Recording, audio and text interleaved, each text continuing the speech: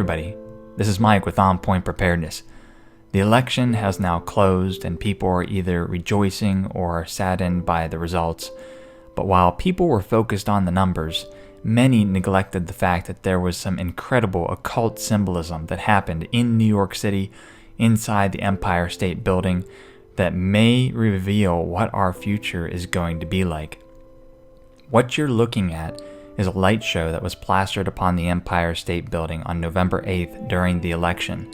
And what immediately came to my mind when I saw this was that it's very similar to a light show that happened during the very turbulent time of fall 2015, where the goddess Kali was put up on the Empire State Building.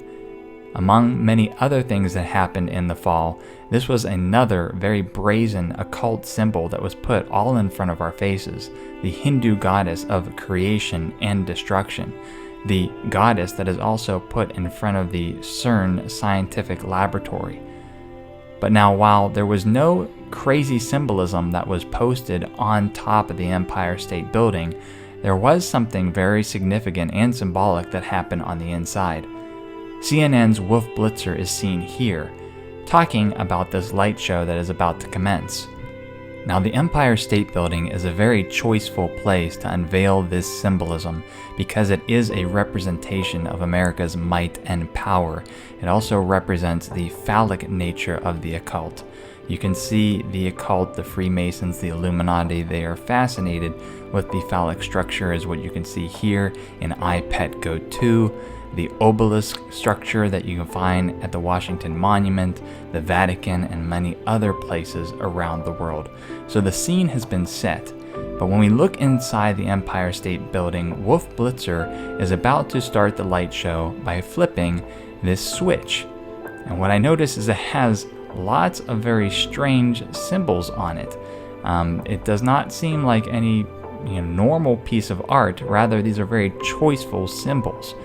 To start, there is an obvious sun worship symbol that you can see again at the Vatican in Catholic Mass.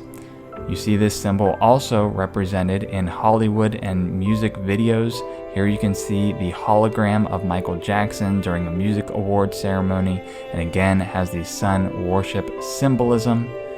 Even more brazen than the sun worship symbolism, you have the triangle with a separated capstone on this light switch device that he has. Again, very similar to the Eye of Osiris, the Eye of Horus, the all-seeing eye that is so familiar with the Illuminati and Freemasons. But what is the larger story that these symbols are telling us? Well, there may be some grander narrative that I haven't yet deciphered, but to me, these symbols are just awakening the audience to know that a message is about to transpire, and I believe the message came from Wolf Blitzer in this video clip. What he's going to do is talk about the proximity in terms of miles that Donald Trump and Hillary Clinton are from the Empire State Building. It's a rather weird thing to talk about, so my ears really perked up to the numbers that he was speaking of. He talks about the numbers 515, and listen and you can hear how those numbers come about. I'm CNN's Wolf Blitzer reporting from the Empire State Building. Hillary Clinton's campaign headquarters is in Brooklyn, only about 5 miles away. Donald Trump's campaign headquarters is over at Trump Tower, just over a mile up Fifth Avenue. So what is so interesting about the number 515? Well, if you do some research about the numerology 515 and its occult influences, you'll find that it comes from the Jewish Kabbalah. This is Jewish mysticism, specifically the book Sefer Yetzirah. And it says the 10 numbers, the Sephiroth, from the Kabbalah tree of life, mean out of nothing, are analogous to the 10 fingers and the 10 toes, 5 over against 5, and in the center of them is the covenant with the only one God. Put another way, this one website says the Sefer Yetzirah gives for the number 515 the following interpretation. The 10 Sephiroth are like the fingers of the hands, 10, and 5 against 5, but in the middle of them is the alliance of the unit. So what are we looking at here between Donald Trump and Hillary Clinton? Well, there was one hand on the right and one hand on the left. And oddly, Wolf Blitzer was talking from the Empire State Building, from the phallic symbol of America, the mighty, the great God, lower G, that they are in alliance of the unit. They serve the same purpose. Remember, this type of symbology is represented in other ways as well. The Ordo ab Chao symbol, the phoenix rising out of the ashes, order out of chaos, has two opposing heads that serve one body. It appears that they are fighting, but no, they have one master. The Sefer Yetzirah using the 515 means the same thing. You have two hands against each other, but they are an alliance of one unit. Jewish Kabbalah is not just Jewish mysticism and another religion. It is the choice religion of many occult members of Hollywood. David Bowie, Leonardo DiCaprio, Madonna.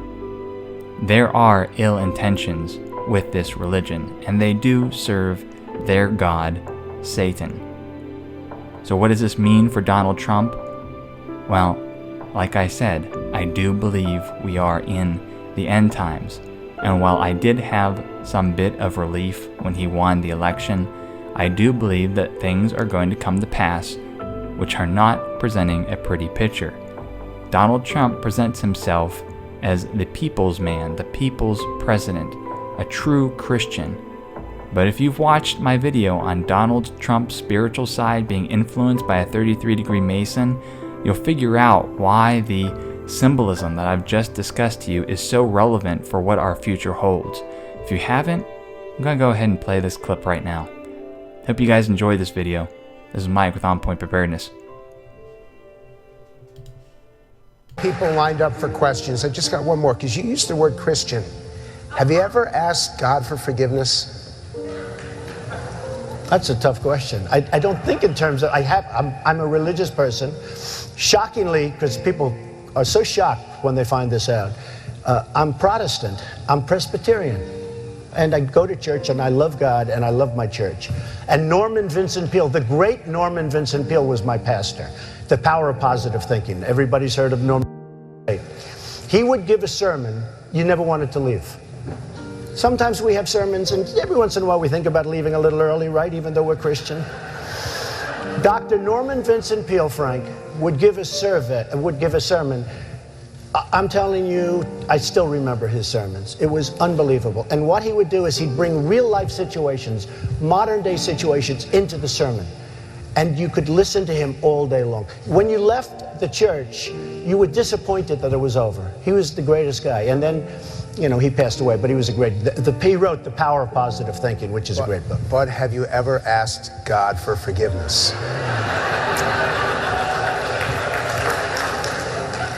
I'm not sure I have. I just go and try and do a better job from there. I don't think so. I think...